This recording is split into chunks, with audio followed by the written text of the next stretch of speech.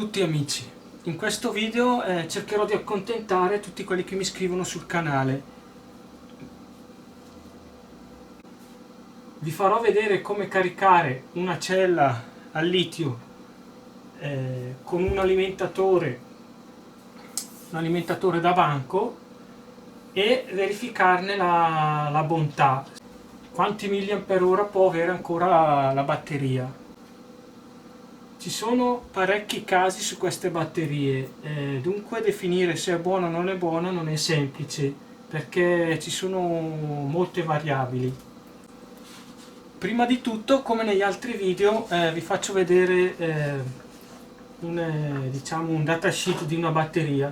Questa è una ICR 18650-26F. Cosa dice? Allora, capacità nominale 2600 mAh, sono 2,6 A. Massima carica, il voltaggio massimo della carica è 4,2 per cella, non dovete mai superare 4,2 volt per cella. Voltaggio nominale 3,7 quando la cella, diciamo, è in condizioni di stoccaggio.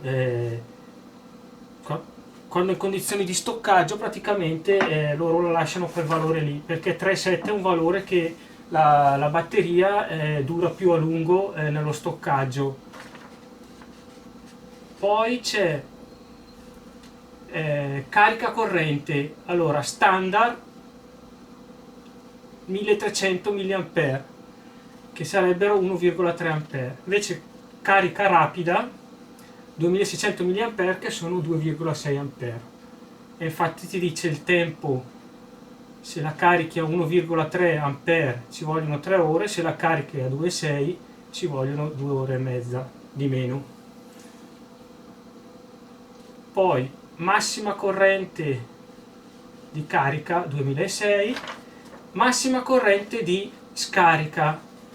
Anche questo è un dato abbastanza importante, perché uno dice la batteria, la capacità nominale sono 2006 mAh, dunque mi può dare 2,6 A all'ora, ma con questo dato, questa è la corrente di scarica continua, la batteria può erogare continuamente 5200 mAh, cioè 5,2 A, ma non durerà più un'ora, perché questo è riferito ai mAh, agli ampere-ora, 2,6 ampere-ora, ma durerà di meno, perché prelevando una corrente continua di 5,2 A la cella dura di meno. Ok, io ho preso una, due e tre batterie. Vi farò vedere a collegarle in serie in parallelo e a caricarle con l'alimentatore. Ho fatto i fili di colore diverso per il più e il meno, li ho fatti alcuni più lunghi, alcuni più corti, perché di solito quando li fai lunghi uguali c'è il rischio che si toccano insieme e vadano in corto, così per sicurezza ho fatto così. Se voi prendete una cella di queste batterie da 3,7 volt, massimo le potete caricare a 4,2.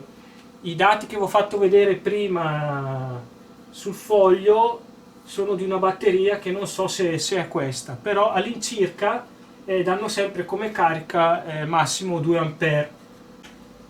Le celle più comuni sono intorno ai 2 A.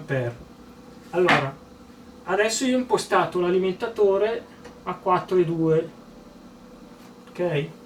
4,2, prendo i miei coccodrilli, alimento il più da questa parte, ok? E il meno dall'altra parte, ok?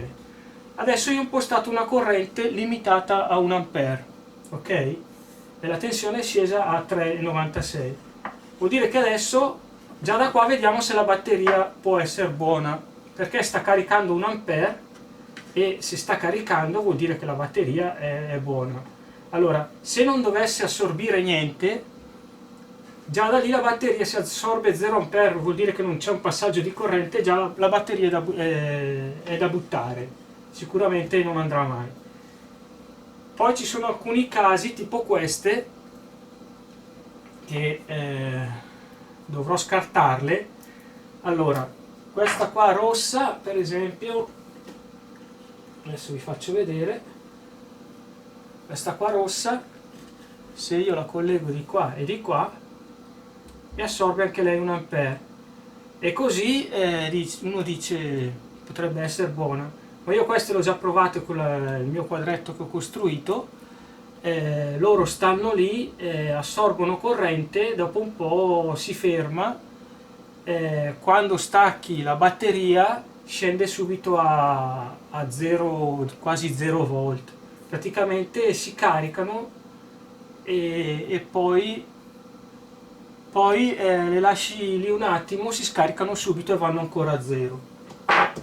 Un altro caso che mi è capitato oggi, una batteria di queste, che però avevo inserito nel mio caricabatterie al contrario, alla fine dopo si è scaldata un po', poi il circuito è staccato, il caricabatterie è staccato, non riesco più a recuperarla neanche questa. Cosa succede? Questa anche lei, se tu dai corrente, carica, ok, 1 ampere. Solo cosa succede? Inserita nel mio caricabatterie che carica con il suo circuito di carica, arriva a 3-6 volt, comincia a scaldare un casino, diventa proprio caldissima e devo per forza staccarla.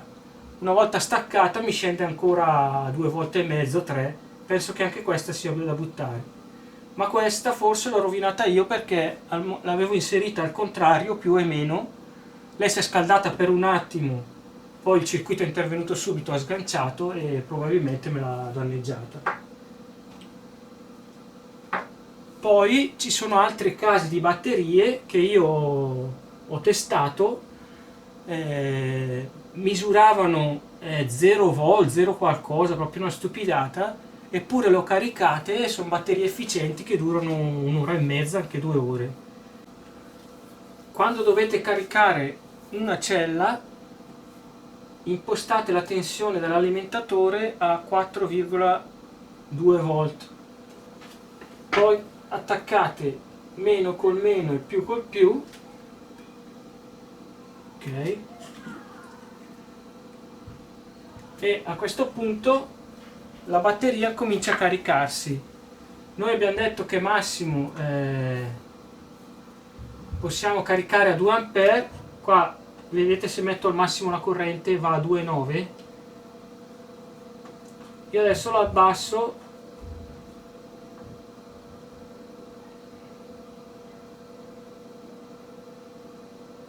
a 2 ampere, ok, perché il massimo che posso caricare queste batterie è 2 ampere, salvo se dal datasheet dice che poi la puoi caricare, ma io questo non so quanto è, la carico a 2 ampere. Se la caricate a 2 ampere ci impiegherà meno tempo a caricare. Se invece voi limitate la corrente a 1 ampere ci impiegherà più tempo. Questa batteria io al massimo la carico a 2 ampere perché non ho le caratteristiche, però la maggior parte sono 2 ampere. Se il suo datasheet mi direbbe che si può caricare a 2,6 come il foglio che abbiamo visto prima, potrei caricarla benissimo anche a 2,6.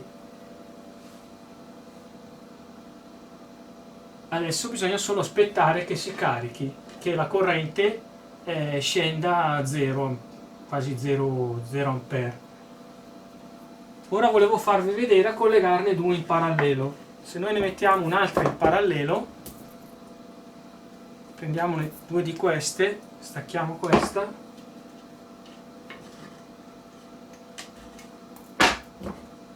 che quella lì ormai è quasi carica, prendiamo due in parallelo,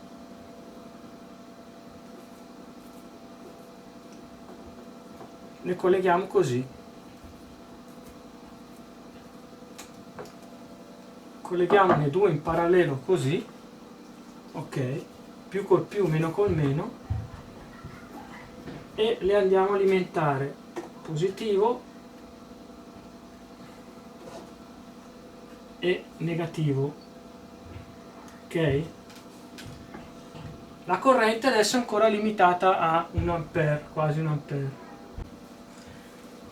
ma noi possiamo arrivare a una carica di 4 ampere, perché possiamo portare 2 ampere a questa batteria e 2 ampere all'altra batteria, perché sono collegate in parallelo. Poi vi farò vedere un disegnino, uno schema.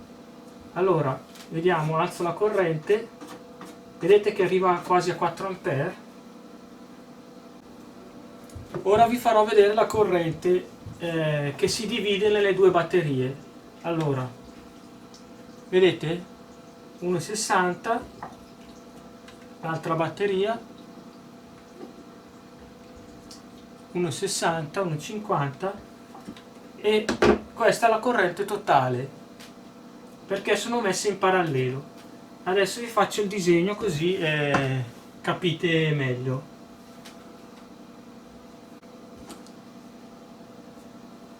Allora, cosa succede? Avendo 4,2 volt, quando alimentiamo una sola batteria dobbiamo limitare la corrente a 2 ampere, perché succede che la corrente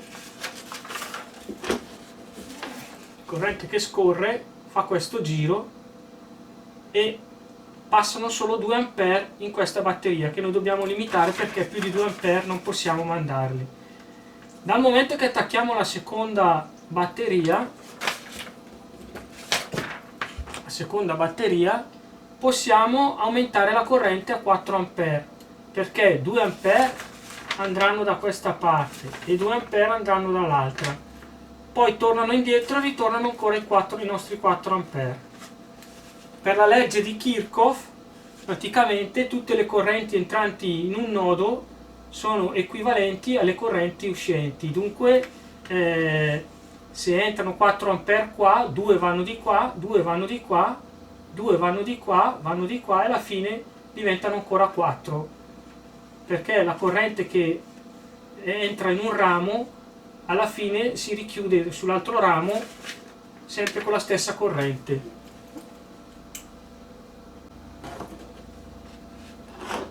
Alla fine, se noi avessimo collegato un'altra batteria qua,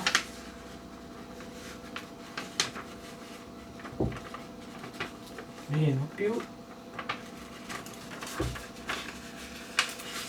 possiamo aumentare la corrente ancora di 2 ampere, perché 2 ampere entrano qua, 2 qua, 2 qua, diventano 6 ampere, e all'uscita avremo 2, 4, 6 che tornano indietro, 6 ampere che tornano indietro.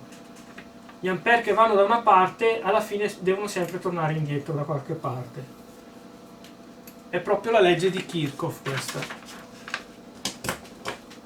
Ora vi farò vedere a collegarne 3 in serie. Ho già disegnato lo schemino e vi spiego prima lo schemino. Allora, per farne 3 in serie bisogna calcolare prima subito la tensione che bisogna applicare. Allora, sapendo che ogni batteria va caricata al massimo a 4,2, 3 batterie, 4,2, 4,2, 4,2, cioè 12,6 volt. Noi imposteremo il nostro alimentatore a 12,6,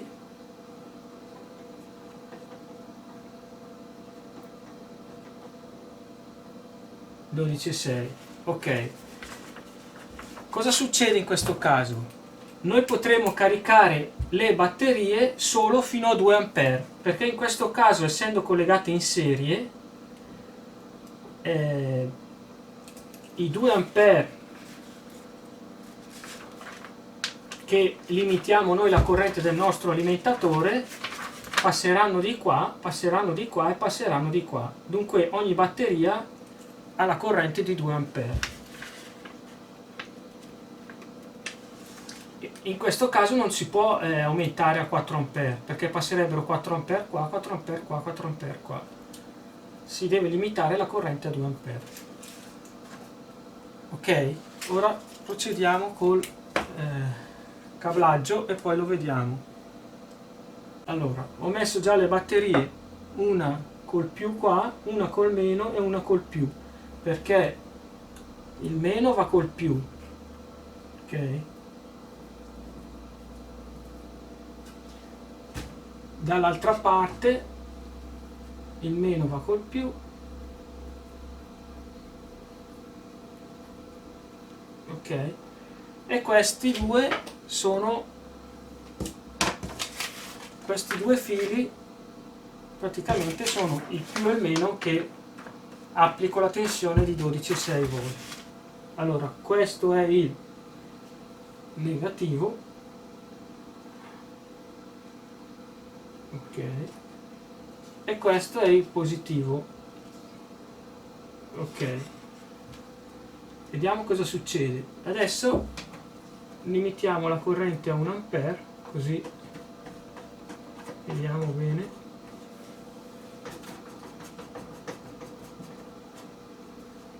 Ok, adesso ho limitato la corrente ad 1 ampere, quindi entra 1 ampere qua, entra nella batteria qua, entra nella seconda e entra nella terza e esce dall'altra parte con il suo filo positivo. Allora, le batterie si possono caricare anche in questo modo. Se volete aumentare la corrente, l'aumentate, il massimo 2 ampere, ma lasciamola intanto 1 ampere, che devo fare delle misure. Cosa succede? Allora, se noi andiamo a misurare la corrente con la pinza amperometrica, abbiamo 0,90, questa pinza amperometrica non è proprio precisa, ok, 0,88, 0,90, 89,90 e 0,88, 0,90. Sono quasi 1 ampere che circolano dentro queste batterie. Se noi invece andiamo a vedere la tensione di ogni batteria, volt, ok, continua, allora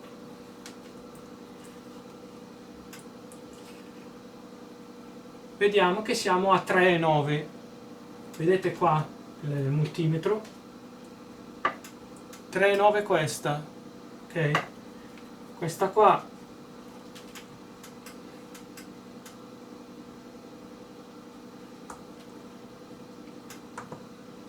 3,9 e questa 4 volt già. Vedete che non saranno mai precise, infatti per quello che si usano quei circuiti DSM che caricano le batterie e danno anche la tensione giusta ad ogni singola cella, praticamente viene equilibrata la carica. Però voi, se volete, le potete caricare anche in questo modo, le tenete sotto controllo, tenete sotto controllo la tensione. Quando sarete arrivati a 12,6 e la corrente sarà a 0, le vostre 3 batterie sono cariche. Questo è un altro sistema per poter caricare le batterie in serie. Poi qualcuno mi aveva chiesto come capire se erano ancora efficaci. Allora, per vedere se una batteria è efficace, allora spegniamo questo che tanto non serve più. Una volta caricata al suo massimo a 4,2, voi prendete una lampadina di questo tipo, che è quella delle frecce delle automobili, e la collegate con una cella di queste. Siccome che collegando quella lampadina qua assorbe 1 ampere, adesso vi farò vedere. Allora, attacco la batteria alla lampadina, ok, la lampadina è accesa, vedete, la lampadina è accesa, si vede che è accesa, sì, e andiamo a misurare la corrente. Lo zeriamo perché questa pinza ruba un po'. siamo a 0,90, quasi un ampere. Allora, se questa batteria dal momento che è carica, è totalmente carica, con l'assorbimento di un ampere che abbiamo visto, dovrebbe durare un'ora, dovesse durare un'ora, praticamente la batteria è ancora efficace per un ampere ora. Se dovesse durare 2 ore, la batteria è ancora efficace per 2 ampere ora. Sarebbe ancora una batteria da 2 ampere ora buona. Questo è il metodo che uso io per vedere se una batteria è ancora efficace e quanti ampere ora può darmi ancora. Infatti il quadretto che ho fatto io con 10 postazioni di carica e scarica non fa nient'altro che fare quello che vi ho detto io adesso. Quando giro il selettore le carico fino a quando il circuito BSM che c'è dentro le carica fino a 4,2, poi si spegne. Poi io girando un selettore gli attacco come carico una lampadina di queste che assorbe quasi un ampere e vedo quante ore durano. Io scrivo i minuti, vedete come queste, io scrivo tipo queste sono tutte da 120 minuti e cerco di mettere insieme tutte quelle della stessa capacità. Un'altra cosa che volevo dirvi, all'inizio volevo costruirmi anche io diciamo una puntatrice per puntare diciamo quelle striscioline nichelate che di solito usano. Però io ho provato questo sistema con il filo rigido che in alcuni video io ho fatto vedere come si fa. Lo trovo forse migliore per uno come me che adesso le smonta, le prova, perché se tu praticamente vai a saldarlo, vai a saldare la lamella, dopo ogni volta la devi togliere e è un casino, rovini sempre, devi sempre starli a grattar via, è molto duro quando devi tirar via la lamella che resta saldata, praticamente viene puntata con l'altra lamiera e devi sempre star lì a togliere i rimasugli che restano. Invece così è più, secondo me, si possono adoperare più volte le batterie, fare dei pacchi diversi, le dissaldi, fai le tue prove e così via. Secondo me saldarle con le lamelline va fatto quando uno ormai ha già un'idea, deve costruire magari una batteria da 48 volt che servono circa 60 batterie e si compra tutto, si compra le lamelle, lo sa che lo fa così e quella lì basta, non la deve più smontare. Però in questo caso questo qua praticamente lo puoi anche riparare o puoi scambiare, invece di fare la serie fai il parallelo senza dover smontare la lamella che ormai è puntata e è difficile da togliere. Infatti io quando tolgo queste dai pacchi di batterie del computer faccio sempre una fatica a staccare quelle lamelle lì. Una volta invece messo lo stagno puoi fare quello che vuoi.